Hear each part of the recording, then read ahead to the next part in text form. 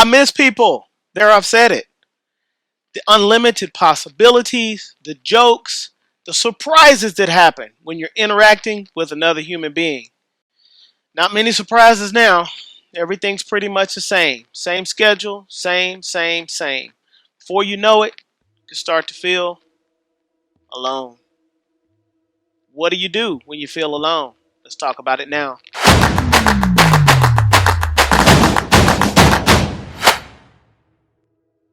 Are you starting to feel alone like you're in a desert? Well, join the club. Millions of people all over the world are in their homes. You know, that dream home, that apartment that you always wanted, the place that you thought, I've just got to have it, or I don't know if my life will ever be the same. Well, welcome to it. Now you've got way more of that place than you ever thought you would have.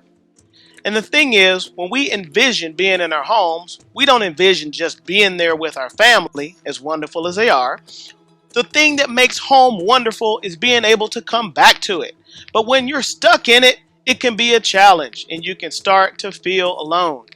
Now, we have traveled a lot of places for work, for jobs, for ministry assignments, and they've all been amazing and wonderful. But the best part about going to a new place is the new people that you get to interact with, that you get to know. I mean, a city is just a city, right? With different restaurants and subways and, some's got mountains, some of them have oceans, but a city is a city. What makes a city alive, at least for me, is the people. But now we're dealing with aloneness, the type that we haven't felt in a long time. Now, most of us would like to be alone, at least in certain times in our lives. We want to be uninterrupted when we're working on what we're doing, but we want people to be there when we feel like we need people. And when they're not around, if we're not careful, we can slip into some pretty dark places in our minds. Some dark thoughts, contemplating things we haven't thought about in a very long time. And before you know it, we feel completely and totally alone. If that's you, I'll let you know that I'm here for you today. I'm thinking about you. I'm praying for you, and things are going to get good. Here's why they're going to get good. Because being alone and feeling alone are two different things.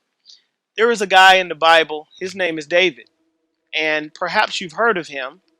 But one of the things he found out about God and clued the rest of us in on is that God is everywhere. David said, if I go up to heaven, you're there.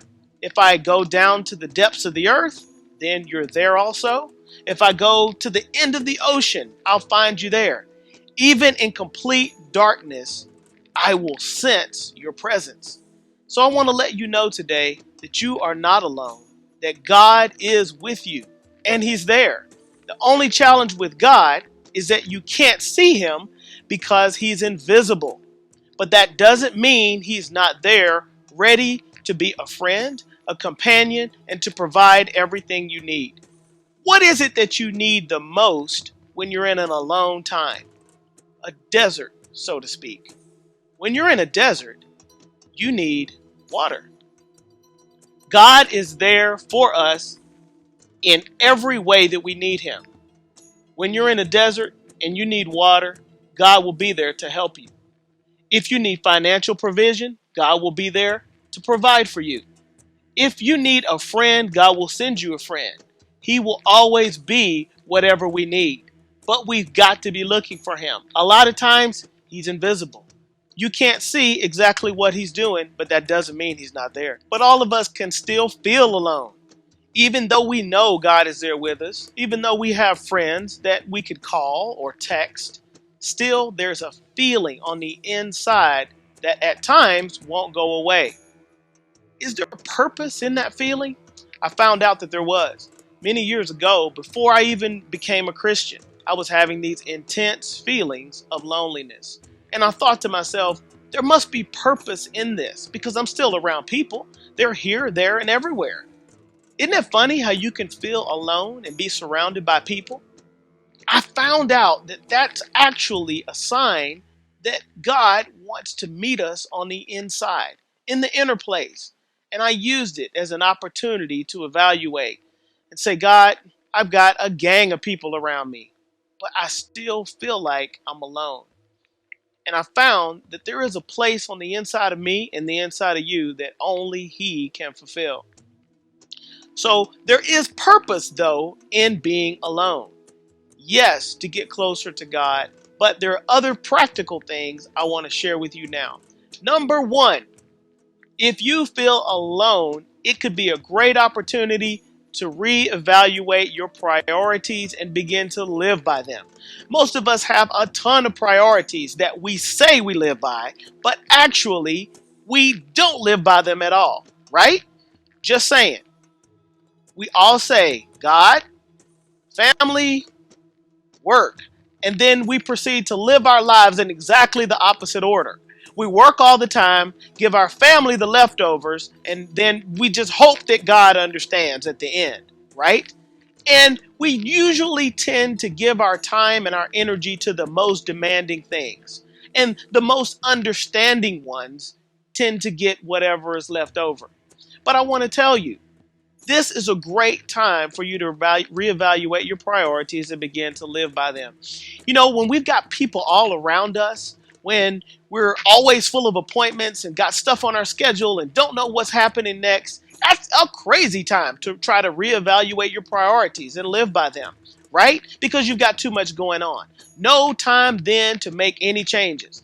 But now, when that feeling is there, use it to begin to reestablish the things that you know are important to you and start to live by them again the way you used to. This character, David, that we're talking about, was a shepherd. He was living out in the sheepfolds, in the pasture with his father's sheep, and he got summoned to go to the king's palace. There was Saul. In the shepherd field, he was just singing songs, being close to God. But all of a sudden, when he got there into the palace, he had to reestablish his priorities. He was seeing things he'd never seen before. He was coming into contact with people he'd never encountered. It was a whole new glamorous world, but David had to make sure that he kept the most important things first. You and I have to do the same thing. Every time there's a change in our lives that's significant, we have to reestablish our priorities. Number two, identify the friends and family that are going to help you get through this season. Listen, your being alone is not just about what's happening right now while you're in the house. This is a new beginning for you, a new time. And in a new time, there are certain allies that you want around you to help you get through it. Now, I've got friends all over the world, and I love them all. I try to keep in contact with them the best I can.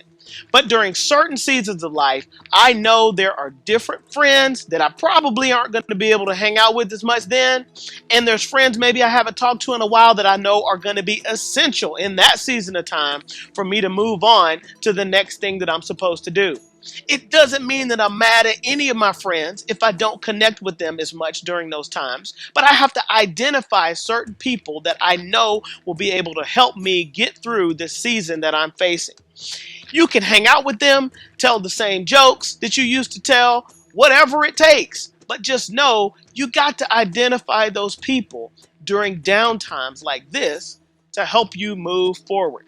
David did the same thing when he was with Saul in the palace, except Saul wasn't his friend. Saul was trying to kill him because he was jealous. So David decided, I need to grab hold of Jonathan, who was Saul's son.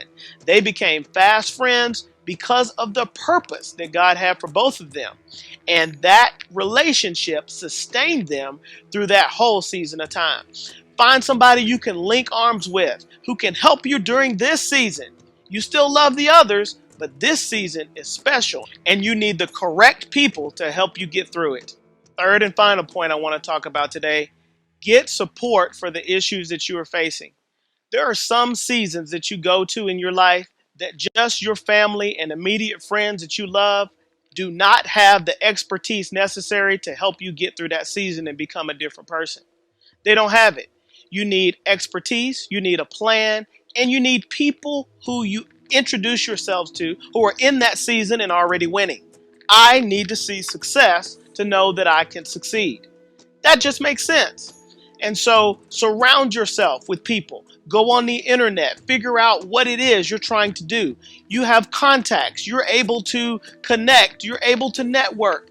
There are people who are in the situation that you are in and they are winning. Maybe they're not feeling alone. Despite how dark and difficult life is right now, there are people who are winning. And so I want to say to you, David did the same thing. He surrounded himself with a bunch of people. They weren't winners in the beginning. They were distressed. They were in debt. They didn't know what they were going to do. They were all running for their lives, and they were in a cave. But in the end, when they came together, they compared notes, they became mighty warriors, and before you know it, they were an incredible army. And that's a good point for us. Just because you go into a season looking one way doesn't mean you won't come out looking an entirely different way. And you won't feel as alone, perhaps, as you do now. I know it's not God's intention for us to be in a desert season and a lone season forever. It's just temporary. He's there to provide everything we need. We just have to look for him. I have found that there is an oasis of purpose in the midst of loneliness. I still don't prefer it. I would rather be around people, but I've learned to embrace my lonely times as an ally in my journey throughout life. You can't always avoid it, so you might as well own it. My name's Morgan Bates. I'm here for you. Anything you need, wmorganbates.com. Reach out.